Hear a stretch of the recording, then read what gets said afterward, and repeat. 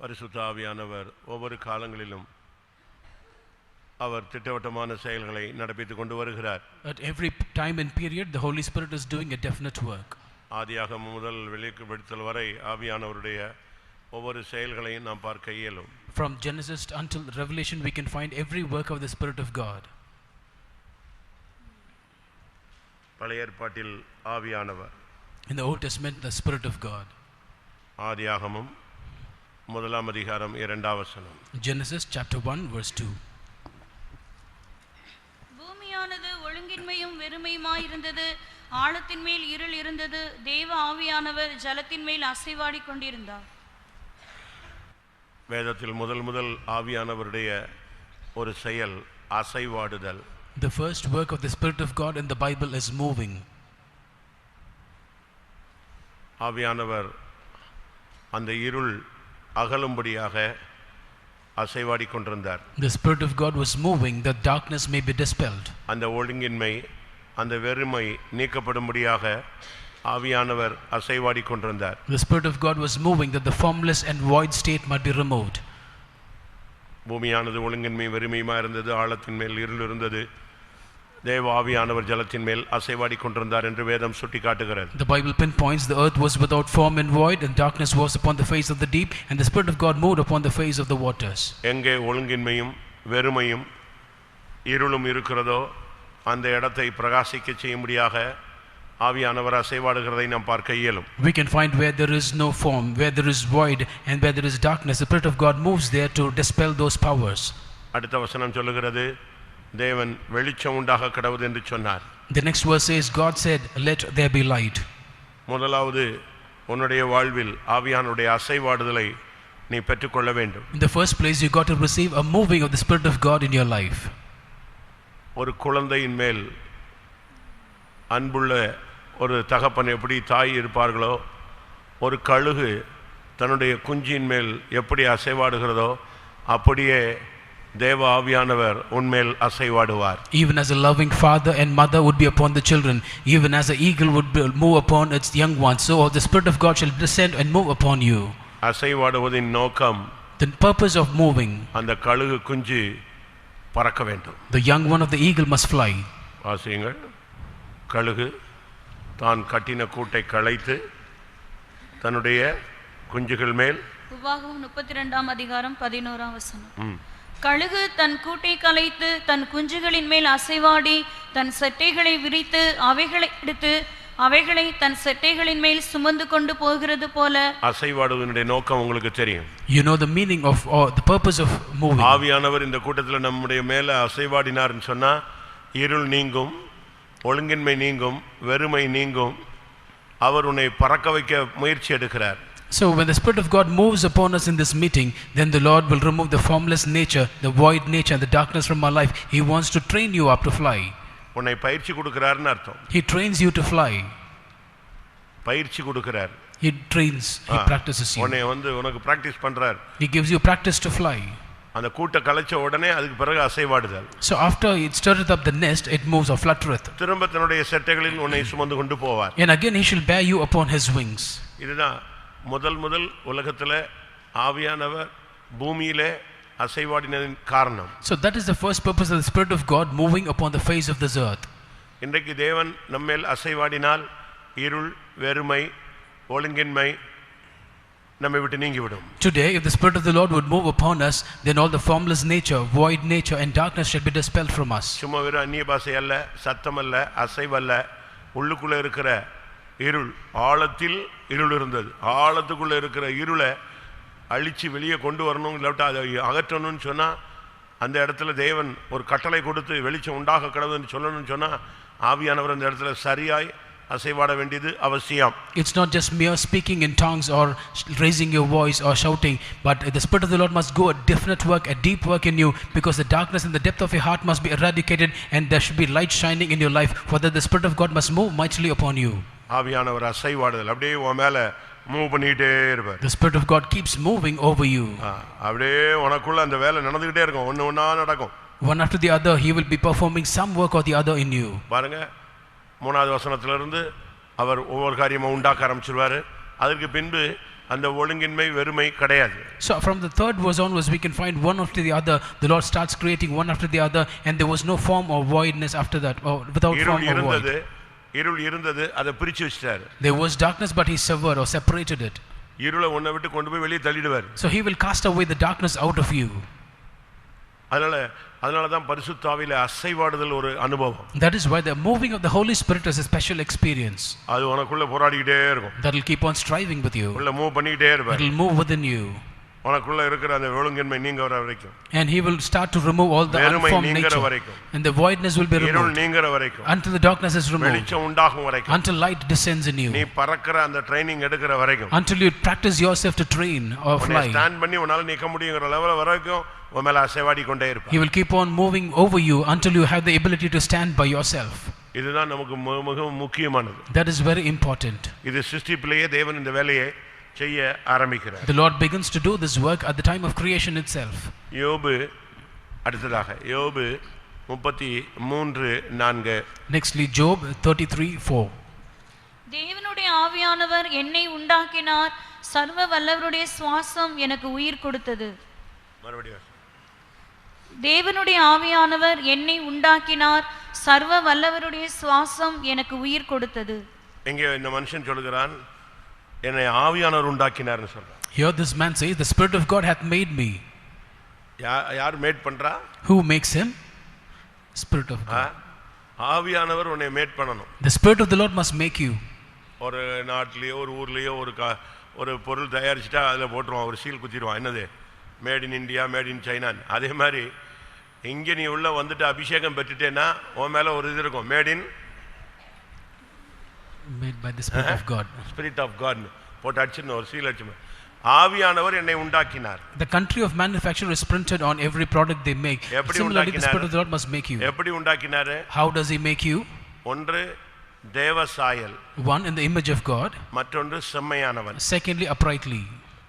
ஆதியாகமம் 5:1. Genesis 5:1. ஆதாமின் வம்ச வரலாறு. தேவன் மனுஷனை சிருஷ்டித்த நாளிலே அவனை தேவ சாயலாக உண்டாக்கினார். ஆவியானவர் ஒரு மனுஷனை எப்படி உண்டாக்குறாரு? How does the Lord make the Spirit of God make a man? சாயல், the likeness of God. இப்ப நம்ம எல்லாரும் நம்முடைய அம்மா அப்பா இல்லாட்ட முன்னோர்கள் ஏதாவது ஒரு சாயல் நமக்கு தென்படும். இங்க வந்த பிறகு இந்த பிரதிஷ்டை, இந்த உபதேசம், இந்த சத்தியம், இந்த சட்டதிட்டங்கள், இந்த வசனங்கள், இந்த உபதேசங்கள், இதுக்கெல்லாம் நீங்க ஒப்பு கொடுக்க இந்த சாயல் எப்படி மாறிட்டே வரும்? என்ன சாயல் வரும்? தேவ சாயல் வரும். So the children, when they are born, they have some trace of the father or the mother or the forefathers or someone. Likewise, when you come into this truth, when you keep learning the doctrines and get filled in the Holy Spirit, so you also attain to the image or the likeness of God. ஒரு காலத்துல நீங்க பெரிய மீசெல்லாம் வச்சு இல்லாவிட்டா பெரிய நகையெல்லாம் போட்டு makeup பண்ணிட்டு ஒரு மாதிரி சுத்தின பார்ட்டிலாம் இருப்பீங்க. இப்போ உங்களை உடச்சி நொறுக்கி தெய்வீக சுகம் அது இது ஃபாஸ்டிங் அப்படி இப்படி போட்டு அப்படியே உன்னை பார்த்தா யோபின் நண்பர்கள் வந்து பார்த்த பொழுது அவன் எப்படி இருந்தானா?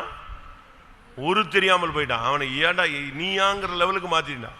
So at one point in time you were having a thick mustache, or you might be wearing jewels and ornaments, you will be walking like something, but after coming to the truth, the Lord has shapen you and molded you in such a manner that now you are appearing like Job to his friends, where he was not appearing to be what he was before. இயேசு பிறக்கும்போது எப்படி இருந்தார்? When Jesus was born, how was he? வளரும்போது எப்படி இருந்தார்? How was he when he grew up? வெண்மையும் சொல்லுங்க, வெண்மையும் 10,000களில் சிறந்தவர். He was white and ruddy, chiefest among 10,000. So how was சிலுவையில் எப்படி இருந்தாரு? How was he on the cross? அவரை பார்க்க விரும்பத்தக்க ரூபம் இல்லாதிருந்தது. And there was no comeliness that we should see or to desire. அந்தக்கேடு அடைந்தது. So his face was so marred. எப்படி இருக்கும்? How would it be? சாயல் மாறி போயிடுச்சு. The image is turned. ஆனா உள்ளான மனுஷன் நாளுக்கு நாள் புதிதாய் மாறி உள்ளுக்குள்ள என்ன உண்டாயிடுச்சு? ஒரு தேவ சாயல்.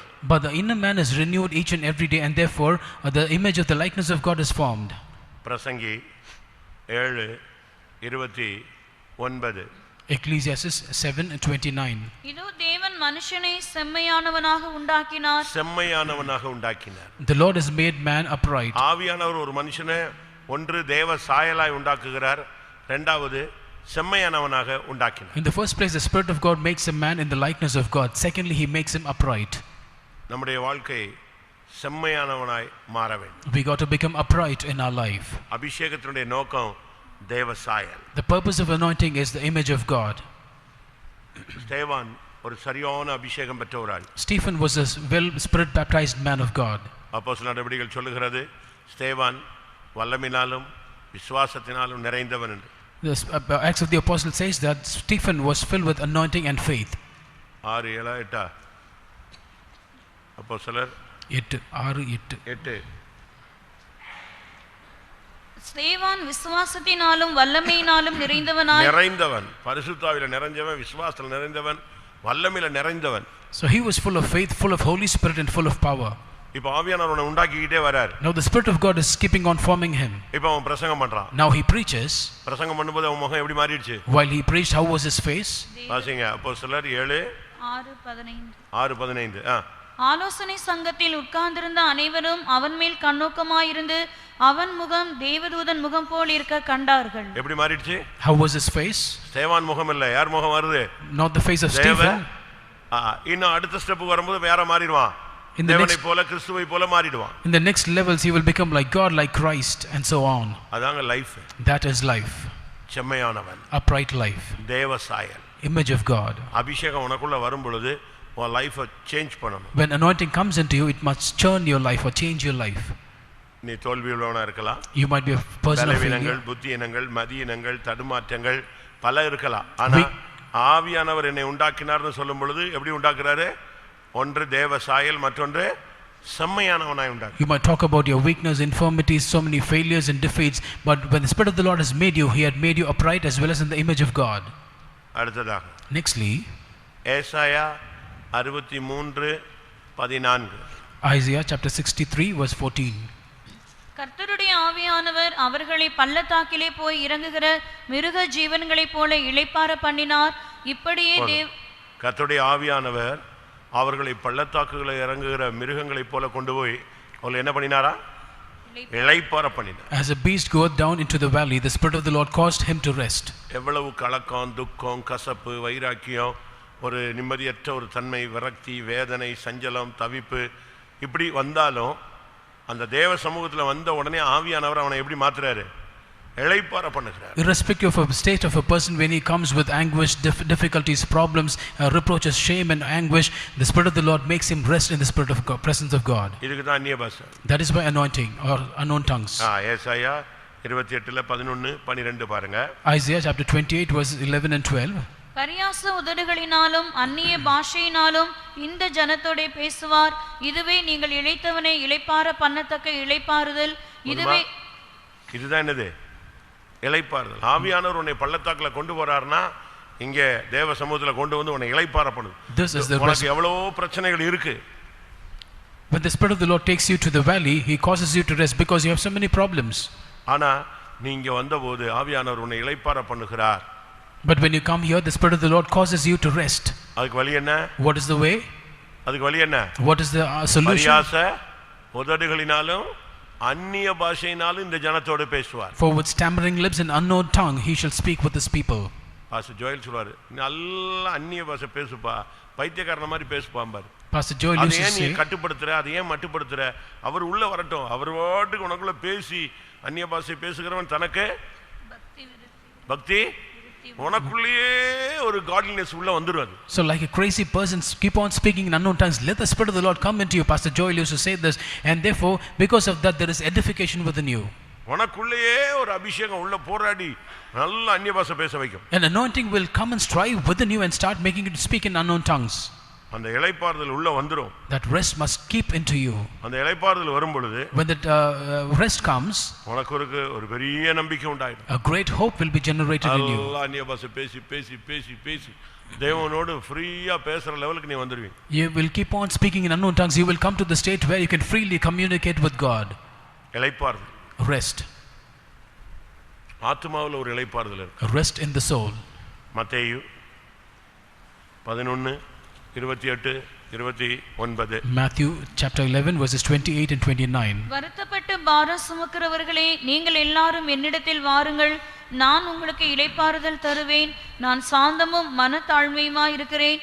என் நுகத்தை உங்கள் மேல் ஏற்றுக்கொண்டு என்னிடத்தில் கற்றுக்கொள்ளுங்கள், அப்பொழுது உங்கள் ஆத்துமாக்களுக்கு இளைப்பாறுதல் கிடைக்கும். அப்போ ஆண்டவர் சொல்றாரு, ஆவியானவர்களை கொண்டு இளைப்பாற பண்ணுகிறார்னா நல்லா அந்நிய பாஷை பேசி பேசி அதுக்கு பிறகு ஆண்டவரிடத்தில் நீ கற்றுக்கொள்ளக்கூடியவனாய் மாறிவிடுவாய், ஸ்டூடெண்டா மாறிடுவாய். The Spirit of the Lord says that when you keep on speaking in unknown tongues and get filled in the Holy Spirit, that you will come into a rest whereby you will be filled with the Lord and speak with Him. கர்த்தர் உன்கிட்ட பேசுவார். The Lord will speak with you. நல்ல உனக்கு இளைப்பாறுதல் உண்டாகும். And you will have a good rest in your soul. சரீரத்துக்கு மட்டுமல்ல, Not only to your body, ஆவிக்கு மட்டுமல்ல, not only to your spirit, உன் ஆத்துமாவுக்கு இளைப்பாறுதல் கிடைக்கும். even there should be rest unto your soul. நீ கற்றுக்கொள்வாய். You will learn. நீ இன்னும் ரொம்ப கற்றுக்கொள்ள வேண்டியது இருக்கு. You have a lot of things to learn. ஒருத்தன் சொன்னா நான் கற்றது One person said, கையளவு, இன்னும் இருக்கிறது எவ்வளவு, கடல் அளவு. ஆண்டவர்கிட்ட உட்கார்ந்து கற்றுக்கொள்ளணும். ஆண்டவர் அருமையா உனக்கு சொல்லிக் கொடுப்பார். பேசாத, அமைதியாரு, பொறுமையாரு, கிருபை தருவேன், நான் உன்னை உயர்த்துவேன். ஆண்டவர்கிட்ட பேசு. நீ உட்கார்ந்து ஒரு மனவாட்டியை பற்றி பைபிள் சொல்லியிருக்கோம், நான் படுத்திருந்தேன், என் இதயமோ விழித்திருந்தது. இன்னொரு இடத்துல நான் படுக்கையிலேயே நான் பேசிக்கொண்டே இருந்தேன். யார்கிட்ட? தேவனிடத்தில் பேசிக்கொண்டே இருப்பேன். A man says that what I've learnt is just a span, but what I have not learnt is like an ocean. And even the bride says that I was sleeping, but still my heart is awake. And as I sleep, I will also be speaking with the Lord. 2 நாளாகமம் 15:15 பார்க்கும்போது, 2 Chronicles 15:15 says, இந்த ஆணைக்காக யூதா ஜனங்கள் யாவரும் சந்தோஷப்பட்டார்கள். தங்கள் முழு இருதயத்தோடும் ஆணையிட்டு தங்கள் முழு மனதோடும் அவரை தேடினார்கள். கர்த்தர் அவர்களுக்கு வெளிப்பட்டு சுற்றுப்புறத்தாரால் யுத்தம் இல்லாதபடிக்கு அவர்களை இளைப்பாற பண்ணினார். கர்த்தர் நீ இங்கே இளைப்பாறிட்டேனா உன் சுற்றுப்புறத்திலே உனக்கு என்ன உண்டாக்கிடுவாரு? எல்லா இடத்துலையும் இளைப்பாறுதல் கிடைக்கும். When you rest here, the Lord will command a rest round about everywhere. நல்லா இங்கே அபிஷேகத்தில் நிரம்பி அந்நிய பாஷை பேசி பரியாச சகோதரர்களினாலும் அந்நிய பாஷையினாலும் இந்த ஜனத்தோடு பேசி நல்ல இளைப்பாறுதலை பெற்றுக்கொண்டு ஆண்டவற்றை இன்னும் என்னென்னலாமா கற்றுக்கொள்ளணுமோ அதெல்லாம் கேட்டு கற்றுக்கொண்டு உன் ஆத்மாவுக்கு இளைப்பாறுதல் கிடைச்சிச்சுன்னா உன் சுற்றுப்புறம் எங்கும் இளைப்பாறுதல் உண்டு. When you speak in unknown tongues, get filled in the Spirit mightily with stammering lips and another tongue, the Lord shall speak with you. And therefore whatever you have to learn from the Lord will cause you to learn, and you shall find rest in the presence of God. Not only that, because of that, the Lord will command rest round about you everywhere. 2 Samuel 7 அதிகாரம் 1-2 வசனங்கள். 2 Samuel chapter 7 verses 1 and 2. கர்த்தர் ராஜாவை சுற்றிலும் இருந்த அவனுடைய எல்லா சத்துருக்களுக்கும் அவனை நீங்களாக்கி இளைப்பாற பண்ணின போது அவன் தன் வீட்டிலே வாசமா இருக்கையில் ராஜா தீர்க்கதரிசி அவனை எல்லா இடத்துலயும் இளைப்பாற பண்ணபடினால அவன் இப்ப ஆலயம் கட்டுறதுக்கு தன்னுடைய மைண்டை திருப்புறான்.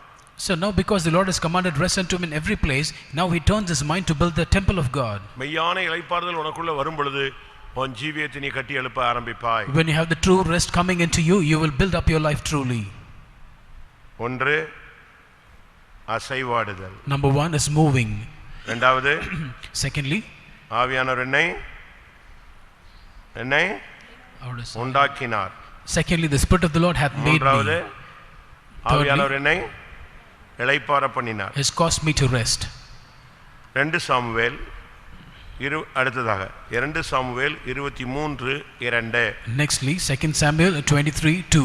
கர்த்தருடைய ஆவியானவர் என்னை கொண்டு பேசினார், அவருடைய வசனம் என்னுடைய நாவில் இருந்தது. கர்த்தருடைய ஆவியானவர் வந்தா அவன் யார் மேல இறங்குறாரோ அவனை கொண்டு அவர் பேசுவார். When the Spirit of the Lord descends, upon whom he descends, through him he will speak.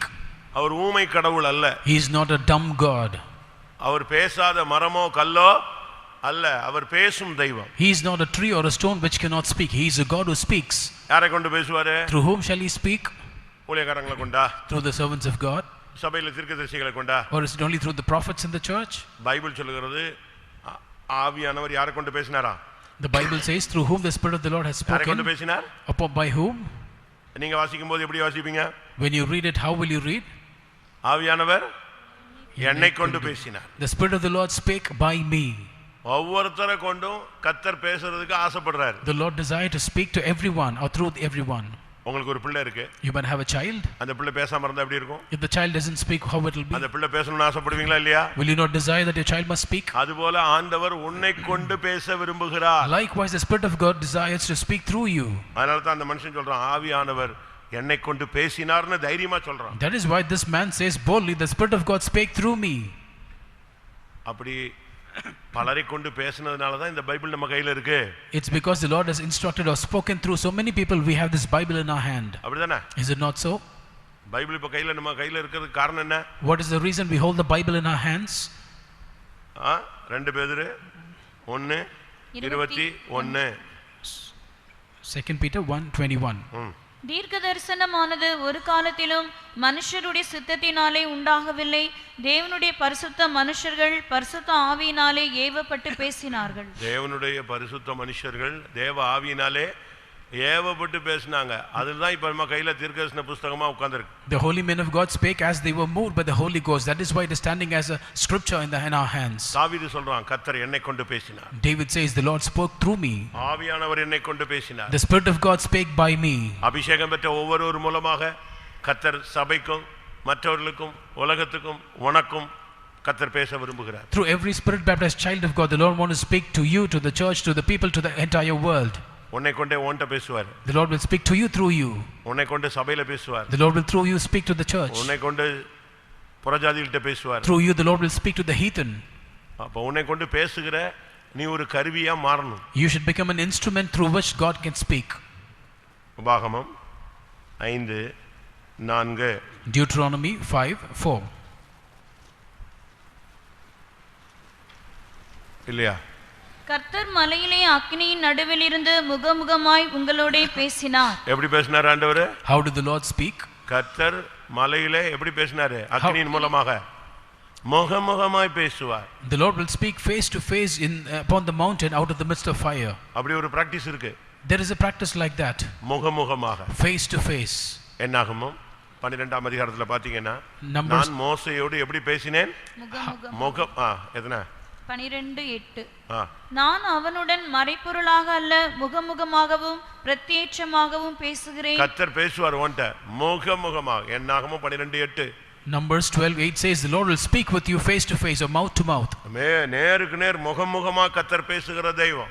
So God is a God who will speak face to face with you. உன்னை கொண்டு பேசுவார். He will speak through you. உபாகமம் 4:12 நீங்கள் அதை பார்க்கலாம். Deuteronomy 4:12 also we read the same. அந்த அக்கினியின் நடுவில் இருந்து கர்த்தர் உங்களோட பேசினார், வார்த்தைகளின் சத்தத்தை நீங்கள் கேட்டீர்கள். போதுமா? தெளிவா பேசுறாரு, அந்த சத்தத்தை நீங்கள் கேட்கலாம். Openly the Lord has spoken, you might hear the voice clearly. இது ஒரு practice. This is a practice. இது எல்லா விசுவாசிகளுக்கும் தேவை. All believers need this experience. கர்த்தர் உன்னை கொண்டு பேசினார். The Lord through you speaks. யாரை கொண்டு பேசுறதெல்லாம் விட்டுரு. Forget about speaking with through others. யார் மூலமாவோ கர்த்தர் பேசினார் நீ கேட்டு எத்தனையோ வருஷம் ஆகி சலிச்சு போச்சு புளிச்சு போச்சு. இனி கர்த்தர் உன்னை கொண்டு பேசட்டும். So many years it has passed saying that the Lord has spoken through someone or by some other means. That is all over. But now the Lord must speak through you. பேசுவாரா பேச மாட்டாரா? Will he not speak?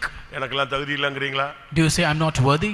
கழுதையா இருந்தா கூட அது கூட வச்சு அது மூலமா கர்த்தர் என்ன செய்வாரு? பேசுவாரா பேசலையா? பேசுவார். Even if it is an ass, the Lord will speak through that ass. யாத்திராகமம் 33:9 வாசி. Exodus chapter 33 verse 9. மோசே கூடாரத்துக்குள் பிரவேசிக்கையில் மேக ஸ்தம்பம் இறங்கி கூடார வாசலில் நின்றது. கர்த்தர் மோசேயோட பேசினார். போதுமா? மோசேட்ட பேசுறார், டைரக்டா பேசுறார். மகனே இதுதான் எல்லாத்தையும் கர்த்தர் பேசுவார். The Lord spake without obscurity to Moses directly.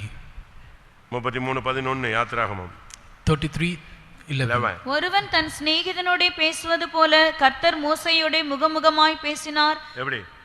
யார மாதிரி பேசினாரா? How does the Lord speak? Just ஒரு friend மாதிரி பேசினார். He speaks like a friend. எப்படி இருக்கும் அவன் லைஃப்? See his life. ஆவியானவர் இறங்கினா இப்படி எல்லாம் பேசுவார். When the Spirit of the Lord descends, this is all the manners he will speak. நீ அறை வீட்டை பூட்டிக்கொள். You have to shut the door. அந்தரங்கத்துல உன் பிதாவை நோக்கி அபயமிடு. In secret cry out to your father. உன்னை நேரடியா வந்து பேசுவார். Directly he will come and speak with you. உட்கார்ந்து பேசுவார். He will sit down and speak with you. உனக்கு கற்றுக் கொடுப்பார். He will teach you. உன் மேல அசைவாடுவார். He will move on you.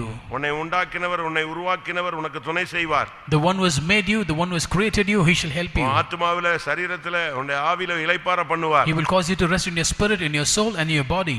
உன்னை கொண்டு அவர் பேச ஆரம்பிப்பார். Yes, he will speak starting through you. எல்லாரும் கண்களை மூடுவோம். Let us all close our eyes. ஆவியானவர் இன்னைக்கு சில காரியங்களை திட்டவட்டமாக நம்முடைய மத்தியிலே செய்ய விரும்புகிறார். Today the Spirit of the Lord wants to do certain definite work in our lives. அசைவாடுதல், moving, உண்டாக்குதல், creating, இளைப்பாற பண்ணுதல், causing to rest, உன்னை கொண்டு பேசுதல். speaking through you. எல்லாரும் கண்களை மூடி முழங்கால் போடலாமா? Let us all close our eyes. Shall we kneel down? ஒரு 15 நிமிடம் About 15 minutes.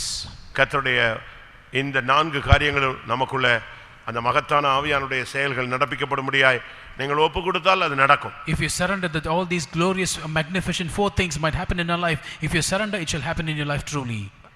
எத்தனை பேருடைய ஒழுங்கின்மை, வெறுமை, இருள் நீங்கி வெளிச்சம் உண்டாகணும்னு விரும்புறீங்களோ அவங்க எல்லாம் ஆண்டவரே அசைவாடும் ஆவியேன்னு கேளுங்க. All those who desire that your unformed nature, your void and darkness must turn in your life, ask the Lord, Lord, please move over me.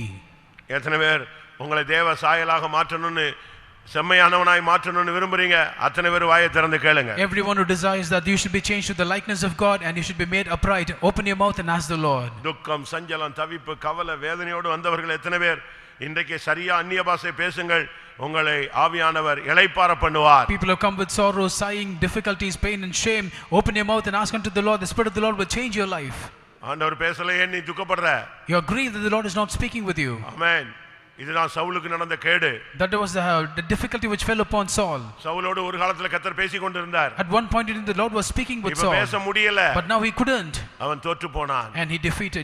இன்றைக்கு ஆவியானவர் உன்னை கொண்டு பேச விரும்புகிறார். Today the Spirit of the Lord wants to speak through you. அந்நியனை கொண்டு அல்ல. Not through a stranger. அபிஷேகம் பெற்ற உன்னோடு உன்னை கொண்டு பேசுகிறார். The Lord speaks through you, the Spirit baptized. வாயை திறந்து கேட்கலாமா? Shall we open our mouth and ask? உங்களுக்கு இந்த எக்ஸ்பீரியன்ஸ் எது வேணுமோ அதை கேளுங்க. Whatever experience you like, you ask of the Lord. இல்ல நாலுமே தேவனா வாயை திறந்து கேளு. If you want all the 4 experiences, open your mouth and ask. இன்னைக்கு உன் முழங்காலுக்கு கர்த்தர் பதில் கொடுக்க வேண்டும். Today the Lord must answer your request.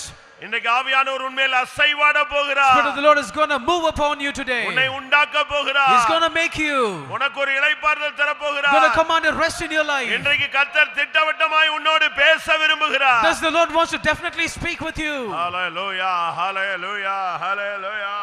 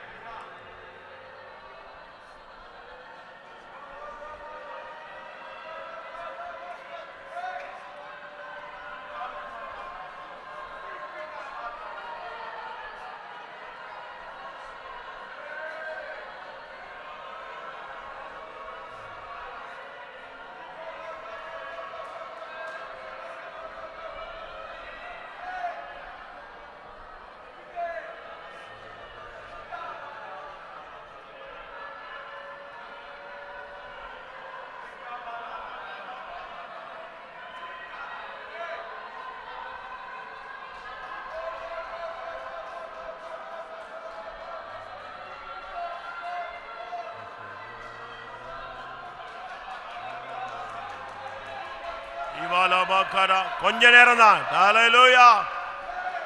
ஆமென். என்னை உண்டாக்கினார், என்னை கொண்டு பேசினார், என்னை இளைப்பாற பண்ணினார், ஆவியானவர் அசைவாடினார். ஓ ரபகதிரகரபகதிரகரமானியா.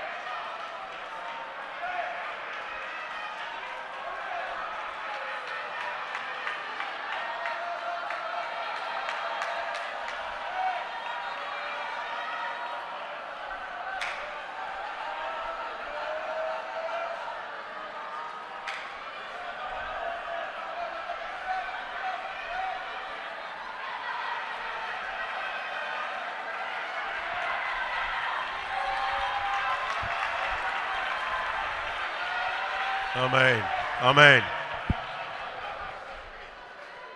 நீங்கள் கேட்கிற விதத்தில் பெற்றுக்கொள்வீர்கள். In the way that you ask, you shall receive.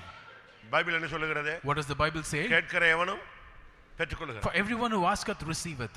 அப்ப நீங்க இப்ப கேட்கணும். Now you must ask. ஆண்டவரே என்னை தேவ சாயலாக செம்மையானவனாக இப்ப என்னை உண்டாக்கும். Lord, right now make me in the image of God as well as upright. ஆவியானவர் இப்பொழுது என்னை உண்டாக்கும். Now the Spirit of God make me. எத்தனை பேர் கேட்க போறீங்க? How many of you are going to ask the Lord? ஆண்டவரே ஆவியானவர் என்னை கொண்டு பேசும். The Spirit of God speak through me. எத்தனை பேர் கேட்க போறீங்க? How many of you are going to ask the Lord? ஆவியானவரே என் மேல் அசைவாடும். Spirit of God move over me. எத்தனை பேர் கேட்க How போறீங்க? many of you are going to ask the Lord? நீங்க கேட்கறத பொறுத்து தான். It depends on how you ask. ஆண்டவரே எனக்கு ஒரு இளைப்பாறுதலை தாரும். Lord, grant me a rest. அபிஷேகத்தினால் என்னை இளைப்பாற பண்ணும். By anointing cause me to rest. நீங்க கேளுங்க, இன்னைக்கே கர்த்தர் உனக்கு அதை தருவார். You ask today itself, the Lord shall grant it to you. இதோ உண்டாக்குகிற தேவன். Behold, God who creates. உன்னை உருவாக்குகிற தேவன். The Lord who forms you. உனக்கு துணை செய்கிற தேவன். The Lord who works in you.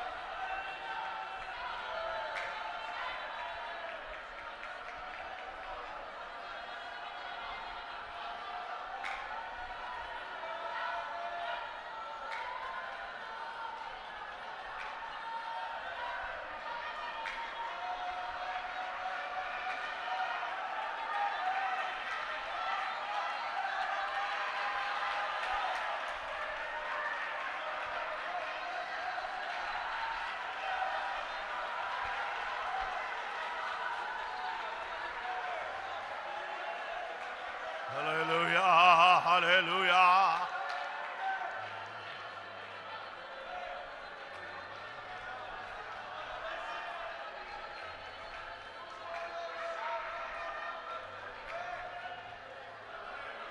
Hurabala, Hibalabala, Hibalabakara, Laisabanara, Maikibina Sana, Egadunaina Bala. Bala bala.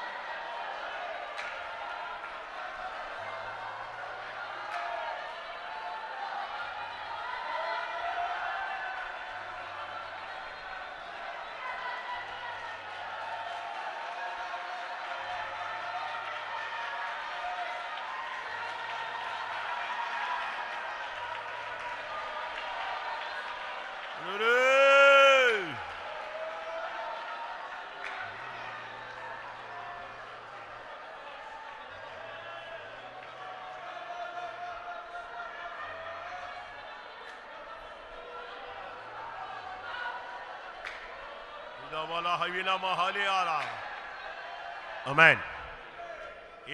இன்னும் ஒரு 5 நிமிஷம் இருக்கு. We have just about 5 minutes left. இதுக்குள்ள ஒரு அபிஷேகம் உன்னை சந்திக்க போகிறார். A mighty anointing is going to visit you. மெயினா கர்த்தர் உன்னை கொண்டு பேச போகிறார். Predominantly the Lord is going to speak through you. கர்த்தருடைய வாயாய் நீ மாற போகிறாய். You are going to become the mouth of God. கர்த்தர் தன்னுடைய சித்தத்தை உன் மூலமாய் வெளிப்படுத்த போகிறார். The Lord is going to reveal his truth to you. உன்னை கொண்டு अनेक ஆயிரங்களோடு பேச விரும்புகிறார். The Lord desires to speak through you unto many thousands. இமானா வானியா ரமானா ரிபானா கரவானா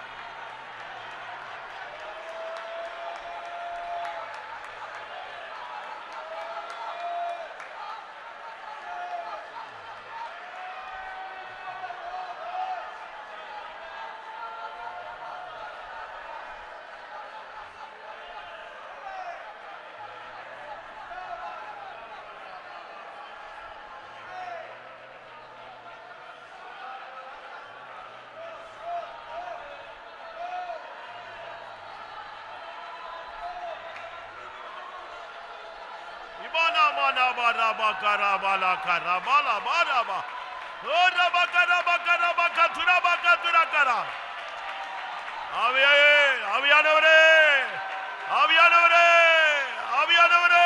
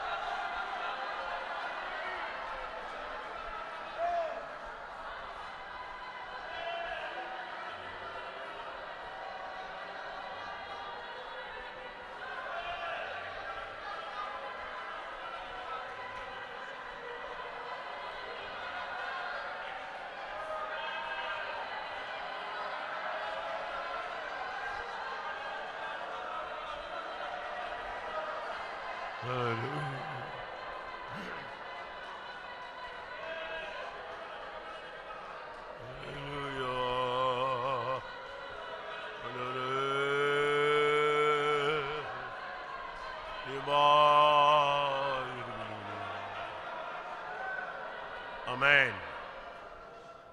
ஹalleluya. ஆவியானுடைய அசைவாடுதலுக்காய் ஸ்தோத்திரம் பண்ணுவோம்.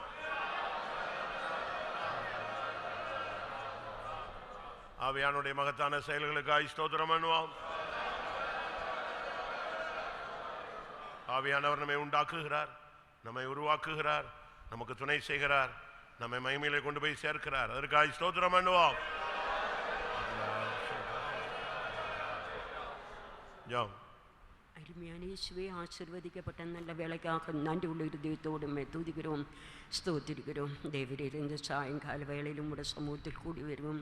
நாங்கள் உம்முடைய சமூகத்தை அனுபவிக்கும் காத்திருந்த கர்த்தாவே, எங்களோட வல்லமையை புதுப்பிச்சும் உயர்ப்பிக்கப்பட்டவராக இளைப்பாறுதலை பெற்றுக்கொண்டு உம்முடைய சமூகத்தில் கர்த்தாவை கூடி வந்த நேரம் முதல் நீர் எங்களை ஆசீர்வதித்தபடியால் ஸ்தோத்திரம். பரிசுத்தாவியானவர் எங்களோட மத்திய வல்லமையாக கிரியை செய்து எங்களுடைய ஜீவிதத்தில் கர்த்தாவை ஒரு புதுப்பிക്കുന്ന அனுபவம், ஒரு உயர்ப்பிக்கப்படுന്ന അനുഭവം, ഇരുൾ നീക്കുന്ന ഒരു അനുഭവം തന്നു കർത്താവെ. നീരങ്ങളെ നടത്തിയപടിയാൽ സ്തോത്രം. ദേവസമൂഹത്തിൽ കൂടി വരും നേരമെല്ലാം ഒരു ഇളയപ്പാറുതലോടെ ഞങ്ങൾ കർത്തര സമൂഹത്തെ അനുഭവിക്കുമ്പടി കൃപ ചെയ്തിടെ. ഒന്നുമില്ലായ്മയിൽ നിന്ന് എല്ലാവറ്റും ഉരുവാക്കും ദേവൻ இந்த വേള ഞങ്ങളുടെ മധ്യേ കടന്നു വന്ന് ஒவ்வொரு உள்ளங்களுக்கும் ஏற்றவாறு கர்த்தாவை ஒவ்வொரு நிமித்தமும் பேசும்படியும் கிருபை செய்தீரே. நீரை ஒவ்வொரு மூலமாக தனித்தனியாக தங்களோடு பேசும் நம்முடைய வசனத்தின் மூலம் இடப்பட்டபடியாக ஸ்தோத்திரம். நீர் அப்படியே இந்த நாட்களில் எங்களோட மத்திய கிரியை செய்யும். ஒவ்வொருவரும் தீர்க்கதரிசிகளாக காணப்பட உதவி செய்யும். உம்முடைய சமூகத்தில் காத்திருந்தும் புதுப்பிக்கப்பட்டவராக உயிர்ப்பிக்கப்பட்டவராக உம்முடைய சமூகத்தில் கர்த்தாவே உம்முடைய சாயலை அணி கூடுதானவரும் வல்லமை அபிஷேகம் உடையவராக மகிமையிலும் நீரங்களை கொண்டு சேர்க்கும் அளவுக்கு நாங்கள் உம்முடைய சமூகத்தில் இந்த நாட்கள் புதுப்பிக்கப்படும், உயிர்ப்பிக்கப்படும், ஆவியானோட வல்லமேறி அபிஷேகத்தினால் நிரப்பப்படும். நீர் ஒன்னோடு எங்களுக்கு சகாயம் பண்ணும்.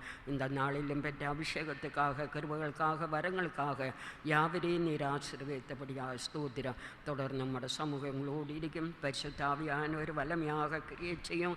கடைசி காலத்தில் மாம்சமான யாவர் மேலும் என் ஆவியை ஊற்றுவையும் நம்முடைய வாக்குத்தத்தத்தின்படி இந்த நாட்கள் பரிசுத்த ஆவியானவர் வல்லமையாக கிரியை செய்து அபிஷேகம் பிரார்த்திக்கும் அத்தனை பேர்களையும் அபிஷேகித்து வல்லமையினாலும் நிறைக்கும். இரவில் நடக்கும் ஜெபத்தை பார்வெடுக்கும், ஜெபிக்க அநேகரை எழுப்பிவிடும். கர்த்தாவே, நாளை தினம் நடக்கும் சபை கூடி வருவதற்காக ஸ்தோத்திரம், ஆசீர்வாதங்களுக்காக ஸ்தோத்திரம். நாங்கள் நினைக்கிறதற்கும் வேண்டிக் கொள்வதற்கும் மேலாக நீரங்கட மத்திய கிரியை செய்யும்படியாக ஸ்தோத்திரம். தொடர்ந்து நம்முடைய சமாதானம் நம்முடைய ஜனங்களோடு கூடியிருக்கும். நம்முடைய வரிய நம்பிக்கையினால் நிரப்பி நீர் எந்த வேலை வந்தாலும் சந்திக்குவேன் ஒரு ராவலோடு வாஞ்சியோடு கரைதரை இல்லாதொரு ஜீவன் செய்து கர்த்தரை சந்திக்கவும் தகுதிப்படுத்தும். யாவரையும் ஆசீர்வதியும் இயேசுவின் நாமத்தில் பிதாவே, ஆமென். நம்முடைய கர்த்தராகிய இயேசு கிறிஸ்துவின் கிருபையும் பிதாவாகிய தேவனுடைய அன்பு பரிசுத்தாவின் ஐக்கியமும் நம் அனைவரும் சகல பரிசுத்தவான்களும் கர்த்தராகிய இயேசு மகிமையிலே வெளிப்படும் மட்டும் கூட இருப்பதாக. ஹல்லேலூயா.